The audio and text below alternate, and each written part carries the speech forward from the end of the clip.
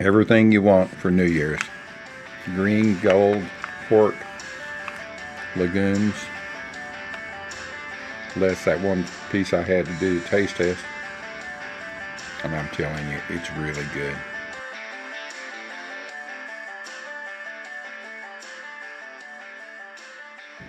Welcome back to A Country Boy Can Cook. Do y'all have a New Year's Eve dish? Black-eyed peas, collard greens, cornbread. Now don't get me wrong, I love a big slice of cornbread and collard greens. But when and the pork that's cooked with the collard greens.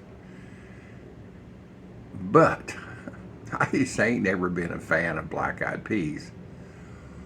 I put up a couple of shorts, videos about how I've dealt with them for years.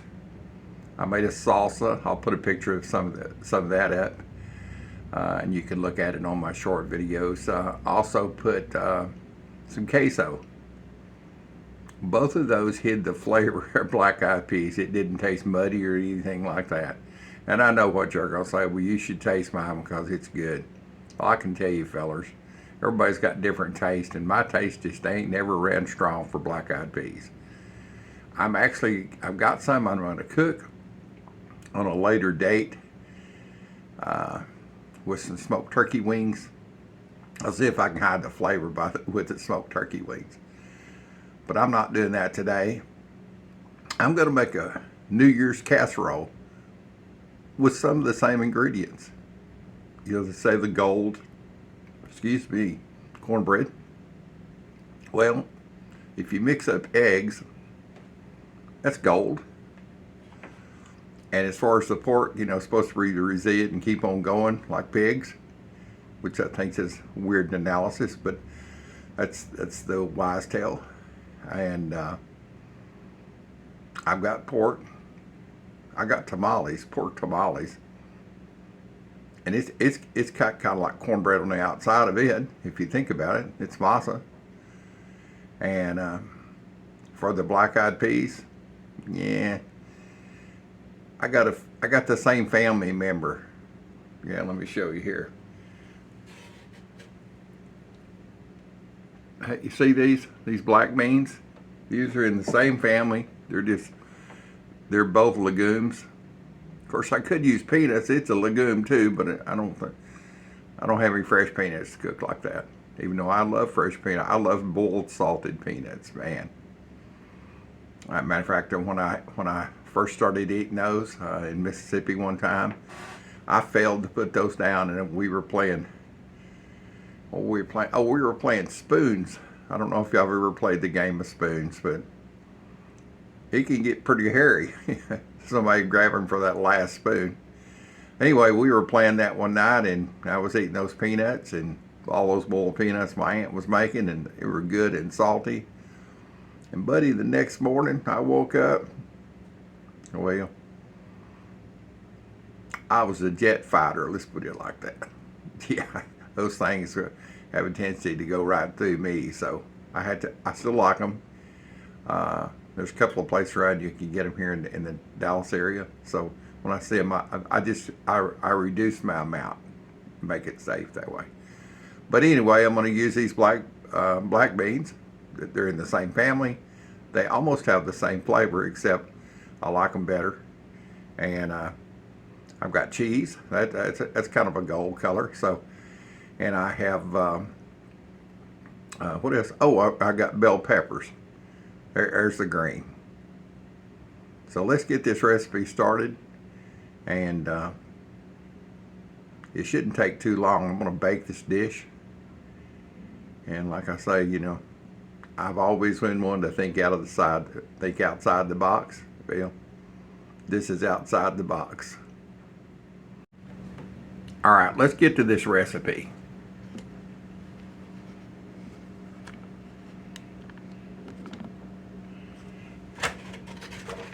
Got me a coffee cup.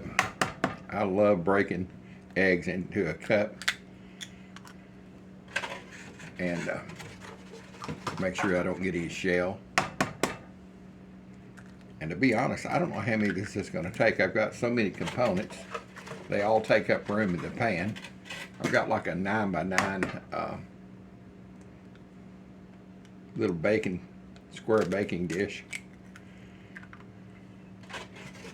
It's an aluminum. I've got my oven set at 300. I don't want to burn this.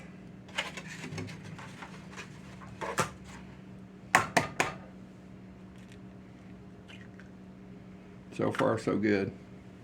I mean, we got here. There's 5. Dump these out. It's gonna take more than that.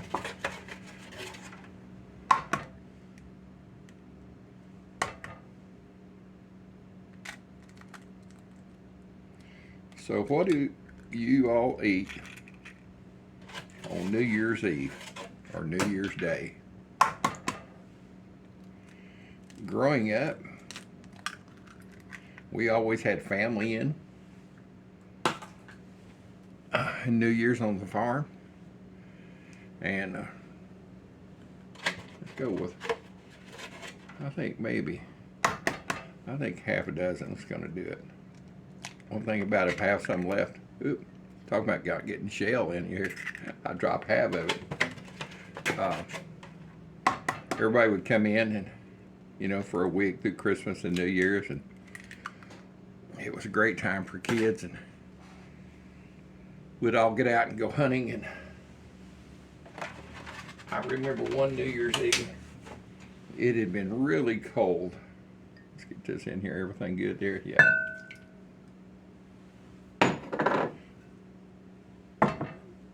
And my father was wanting a road cut through the back of the property. It was just solid trees, oak trees. So my uncle and my cousin out of Dallas, Johnny Sr. and Johnny Jr., I just always call him John. That's what I call him now. During the summer, they were cutting this road. They got to cut the road, and then they got to keep the wood to sell for firewood. We got a road, they got their firewood to sell. Well, Johnny and them had ran across this big oak tree. You could tell it had a hollow in it. You could see that. They came back to the house and said, "Hey, we've got a big oak tree and it's got bees in it." They could tell, you could see them swarming in and out, in and out. You want to go just cut it down now? And I don't know who made the decision to take and wait until it got colder so the bees wouldn't be so aggressive. That's before anybody ever thought about, well, what are the bees going to do? I mean, this is in the 60s. There wasn't none of this think about, oh, well, what happens to the bees? Dad needed the tree out of the way, and we needed the road put through there. My uncle needed the wood, and we were going to collect the honey. So New Year's Eve, there was about, I don't know, there must have been 15 or 20, I can't remember, cousins and uncles all down there, and a couple of different chainsaws, and you know, we were making enough noise to wake up the world at 10 or 11 at night. And they got down there, and you could just see a few bees every once in a while going out. So they hit it at the bottom. This is a big oak tree, and it was probably a couple of feet thick at the bottom. It was kind of an old gnarly bent up thing. And on one of the sides, you could see this knot hole where a limb had died, and the bees had got in there. And they hit it with that, and all of a sudden a few more bees came out. It was cold. I don't know how cold it was, but it was pretty damn cold. And we got that old tree on the ground. It hit the ground. It almost split apart. The hollow was so big in it. And when it did, there was a hive that must have been 6 foot long. I can't remember. As a kid, it looked huge. I mean, I was early teens, I guess. And we had these old blue roasting pans, and I think we just had a couple of them down there thinking, well, that would be plenty. And they figured right quick, send out for help. We need a posse with more tubs. So they went to the house, went to my aunt and uncles that lived down the street, gathered up some to another aunt and uncles lived in town, everybody brought it out there, and we started collecting this honey. Now, they were right. The bees weren't too active. They were just kind of crawling around on it. And I can't remember, somebody, one of those bees got up the leg. I don't know, it was my cousin or I don't remember who. Maybe it's me, heck, I don't know. And decided it would take a bite or a sting. And I remember whoever it was jumping around screaming, he's got me, he got me. But anyway, we got all the honey collected. We collected about probably 3/4 of the cone, and with the honey as much as we could. I mean, it was, that old tree was hollow, and so there were spots going back up in there with just no way you could get it, which was fine. My uncle, he's still around. He's 90-something years old, and he's from Tennessee, so he knew a little bit about it. He said, well, there's enough honey, they can feed on it and be good until they can find another home. So we collected all the honey, came back the next morning, and most of the bees, there was a few dead, of course, but most of them were still active, feeding on the honey. And a couple of days later, all the honey was gone, and the bees were gone. They had found another location and moved out of town. So anyway, fun memories on New Year's Eve. A lot of New Year's, my uncle would bring in, he was from Mississippi, he would bring in cherry bombs. These babies are about an inch around. They don't sell them anymore because I think they said they were about a sixth of the amount of a piece of dynamite. If you could set those off, you could light them and throw them, and they'd go in the pond and go under the water and go off. And it made a loud note. Matter of fact, there may have been some kids that I knew one time that had a bunch of cherry bombs and went to the creek and threw them in. And amazing, these catfish and fish started coming up. And amazing, I heard that they got a net and netted those things up and took them home and fried them up. That's just what I heard anyway. So anyway, New Year's was always a fun time for families. I hope it is for yours. And we don't have anything big planned except just eat this good meal. And it'll store good in the fridge for a couple of days. This is on Monday before New Year's Eve. And let's get to cooking. I know y'all are probably tired of saying, shut up, old dude. We're tired of the story. We want some cooking. So here, let's get back to the cooking. All right.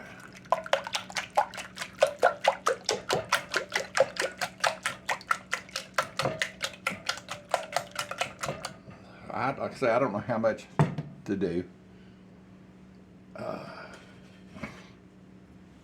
I've got some poblano peppers. I bought these on sale. I've had them in the freezer.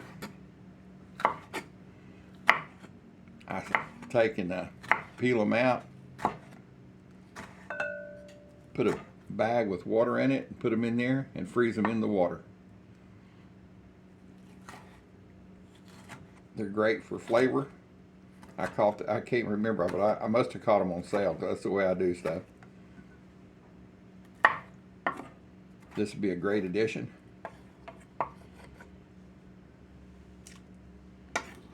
So it's got, how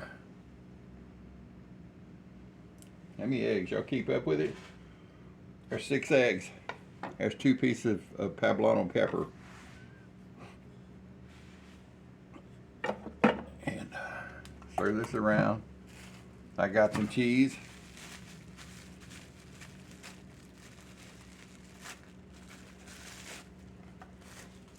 Yeah, I buy those big old logs full of cheese, and they're like $5 or $6 or $7. I don't know. They're not expensive. And I take and bring them home and wrap them up and use them up. When I need them, get another pack after the night before. Put a date on it. You can see these are October 24.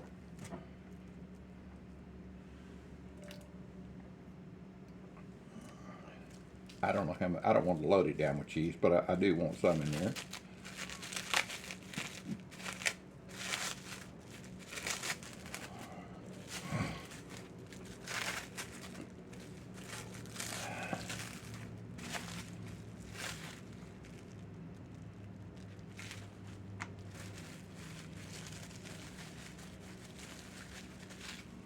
Surprised wife hadn't come in here. I know she's still sleeping, but she's a diabetic and she's got a monitor on that she's does the sensor, and she's running about 90 this morning. Now it's a follow thing that I've got, so I can watch her blood sugars if I can just take a glance at it. So, well, let's see here. We've got the peppers. I'm not putting any seasoning in this. The reason so is these tamales are already seasoned up pretty good. Let me grab a drink of mud here. It's early. I don't even think it's 7 o'clock yet. So I have these frozen tamales. And I just microwaved them, and see, they come right out. They're still a little cold, but not frozen.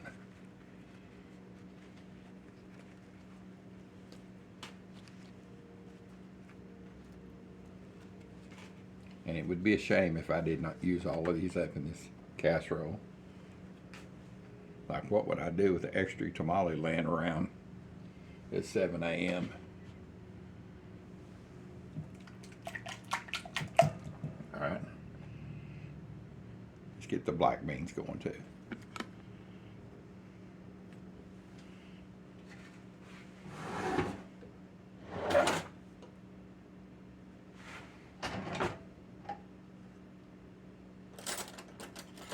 I'm gonna get a small spoon for the black beans. I don't want to buck tradition, but I ain't giving into it totally either. All right.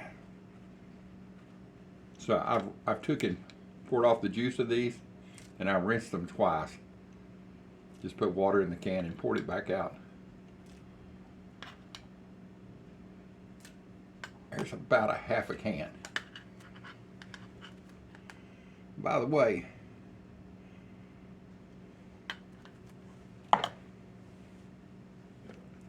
the first time I ever saw a black bean at a Mexican food restaurant, there was a pile of these on I can't remember what I had. Anyway, there was a pile of them there. And I asked the waiter, I said, "What are these?" He says, "Black beans." I said, "Well, I've been a hunter all my life, and when we deer hunted, we seen lots of these piled up on the ground here and there." Yeah, that's what it looks like. I know everybody, don't be mad at me. They taste different. Well, I ain't never had the deer black bean. But that's what they look like. You could fool somebody. He says, "Oh, there's lots of deer out here, and just get you some black beans and throw them right out on the ground." Let's get these tamales sliced up and in there. Well, I had a glitch in my camera. I don't know how much you've seen, but I put the tamales in the eggs, kind of mashed them down. Oven set on 300. Like I said, I just looked up there and noticed the camera was in off position. So that's what happens when you use a cell phone to record everything. Get this in the oven at 300 and slow bake it. I'll come back and check it here in just a little bit. I don't even know how long. Maybe 15 minutes I'll check it. It won't take long to cook. Off to the oven over there. All right, let's see if this is ready. Oh, the alarm's fixing to go off. Let me kill the alarm. Yeah. 30 minutes to cook this. Is it set? Shoot, yeah, it's set good. It looks really good and it smells even better. Let's get it to the cutting board. All right, I've got it out of the oven. You can see it's nice and set. I checked the temperature. It's like 170 something. Egg products need to be, listen to me now, egg products need to be 165 to be safe. I know sometimes I eat really runny fried eggs, but that's me. If I get sick, that's on me. But I'm telling y'all, you need to cook your eggs to 165 or better. So let's get this party started. Let me get a bite. It smells so good.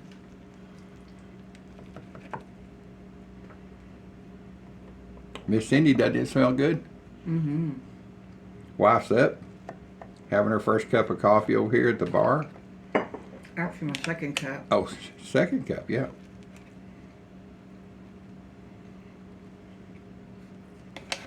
And no, I'm not putting her on video. Let's see here. I don't want to break it. Let me get a taster fork here.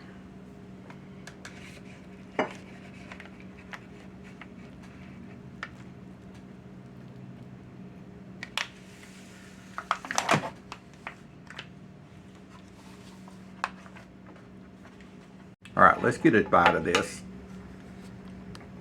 I just tell my wife she can talk. Is that right? Mm-hmm. Her name is Cindy. Actually, her name is Loretta. I called her that the other day and got in trouble. Said, I think the only people ever called her Loretta, she knew she was in trouble. So her dad said, Loretta, yeah, she knew what was going on. So we were laughing. Is that right? You were in trouble? Like you didn't mow the yard? Well, that's a laugh. You did never mow the yard. I worked in the kitchen. She was the KP. She was the cook for her first sergeant daddy. Anyway, let's get this cooked. Let's get it cooked. Let's get a bite. And it's already cooked. It looks really good. You can see it's got the green, the gold, the pork. It's got the black beans. Well, you know, I think it looks like deer placement. You know, I said a while ago you could put that out in a pasture, and I hope y'all understood what I was talking about. There's people that they used to call them, they'd salt a diamond mine or a gold mine. They'd go up to a worthless piece of property and put a few little diamonds that wasn't worth much, you know, raw, a little bit of gold wouldn't, and spread around, say, let's look in here, and then they'd sell the lease to, you know, get a lot of money. Well, you could take these black beans and rinse them off, buy a can of cheap, you know, a couple of gallons of them, rinse them off, and take them to a piece of property. Especially if maybe it's got one deer, but you could kind of spread them around, little piles here and little piles there. Maybe take some old deer legs and stick them in the mud. I've heard of people doing that. My wife's got her mouth this time. Nice. I didn't put the little pellets, but I heard a guy did once with some footprints one time. There was deer in the area, but there just was very few deer in the area. But he got a pretty good piece of money for his property he was leasing out. So you can see him talking to her. Anyway, this should be cool enough. Let's get a bite.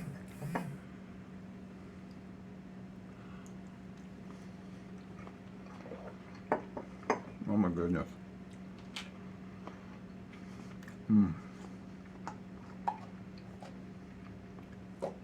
That's better than good. That's great. I feel like 4th of July and New Year's fireworks going off. This is so good. The old dude thinking out of the box. My wife's looking at me. Yeah, you think out of the box all the time. Isn't that right? They can't hear you shaking your head. She's got some banded up bread over here, lady made. You want to taste a little bite of this? Okay. No, she's got the sweet stuff in her and drinking milk. So, but trust me, I'm gonna have another bite since I turned this camera off. This will be our New Year's Eve either dinner. It'd be great with some sliced avocados, some sour cream. Or for New Year's Eve day, it can be served with lunch or breakfast or whatever. Don't matter. It's good, good, good, good stuff. Everything you want for New Year's. Green, gold, pork, legumes. Less that one piece I had to do the taste test. And I'm telling you, it's really good. See y'all in my next video. I appreciate you being here. Hit that notification button if you're not subscribed yet. So subscribe, notification, and you get all my videos. And I want y'all to have a happy 2025.